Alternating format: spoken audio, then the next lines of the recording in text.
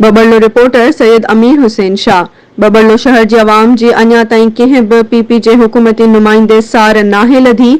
गटरनि नालनि जो गंदो पाणी अञा ताईं रोडनि घेटनी आवाम जे घरनि में बीठल आहे। हिन मौतमार गर्मी में हितां जी आवाम खे बिजली खां बि महरूम रखियो वियो आहे।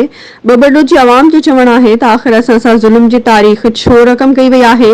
असांजो बबड़लो शहर पीपी जे चूंडियल नुमाइंदनि जे करे मुंहनि जे दड़े जो ॾेखारी रहियो आहे, जिते न बिजली न गैस न गटरनि नालनि जी सफ़ाई ऐं न ई के बुनियादी सहूलतूं आहिनि। बबड़लो जी आवाम जो वधीक चवणु आहे, अगरि असां पंहिंजी तकलीफ़ कंहिं अॻियां बयानु कयूं था त पीपी जा चूंडियल नुमाइंदा असां सां वेर रखी दुश्मनी पाड़नि था।